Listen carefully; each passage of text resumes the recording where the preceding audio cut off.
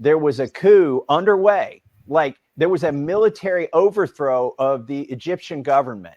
And we've been sending them $1.3 billion a year for as long as I can remember. And ever since I've been in Congress. Back in 2013, I thought, if we're not sure who's in charge of the Egyptian government, maybe we could hold off a year on that 1.3 billion until things sort themselves out and we see who's got the name on the checks when it goes into their checking account over there in Egypt.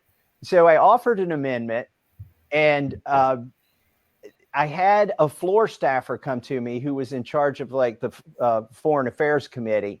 And he said, we're under a lot of pressure not to let your amendment get a vote.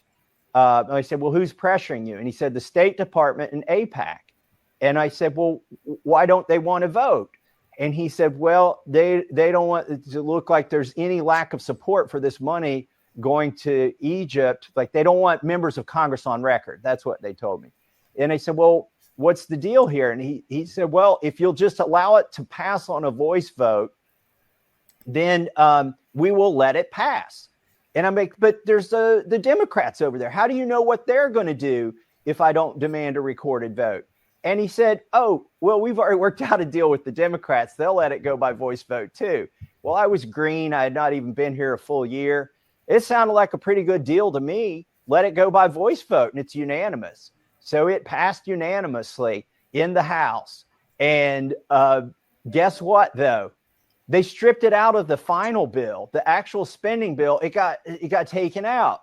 And that's when I realized I had been played, that if I had demanded a recorded vote, I would have some residue of something. But instead, I let it go by a voice vote. Nobody's on record. And the spending still went to Egypt that year.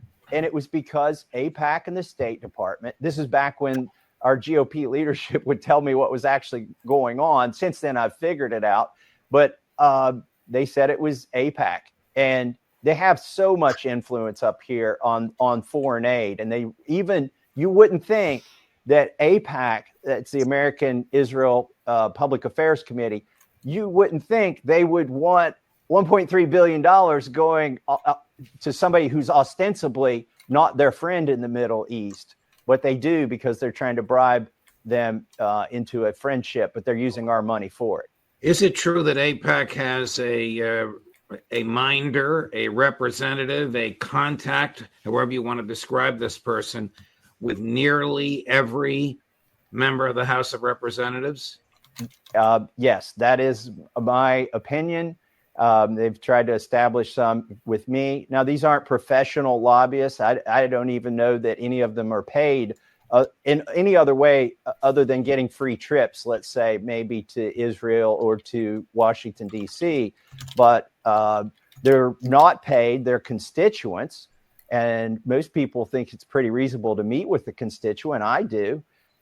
In fact, I'll meet with people from my district who might be in AIPAC. I just tell them you got to take your badge off before you come into my office. I'll meet with you as a constituent, but I'm not going to meet with you as a representative of a lobby for a foreign country.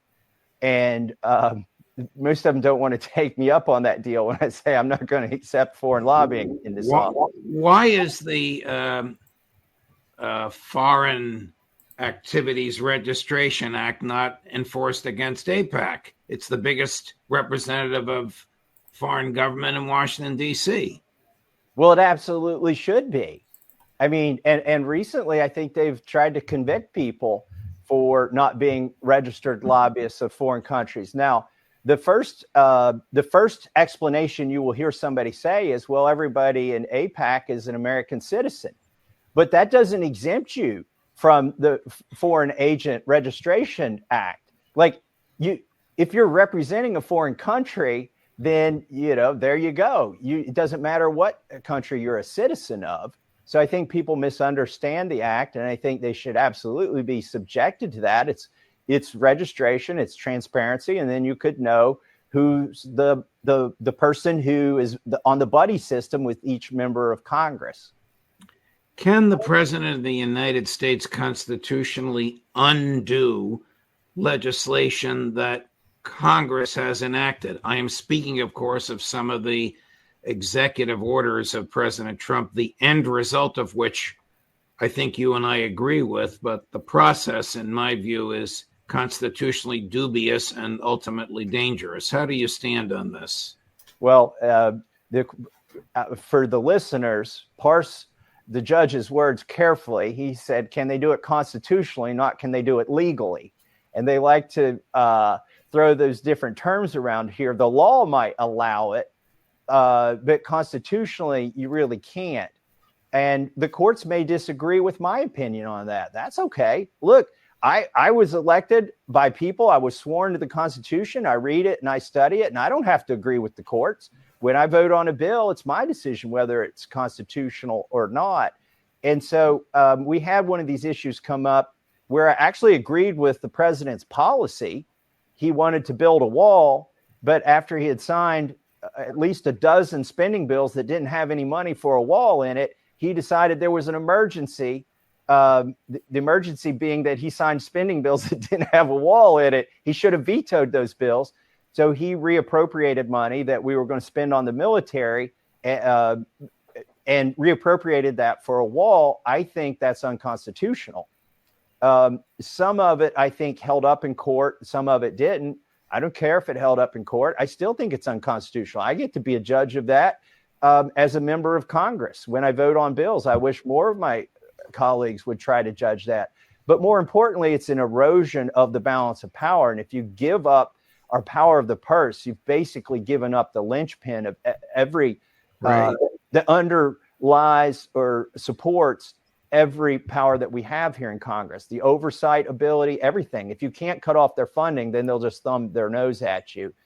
So, Congressman Massie, should the Justice Department be scrutinizing the speech of those who support a Palestinian state? Should it be scrutinizing the speech of anybody in America? No, it should not be.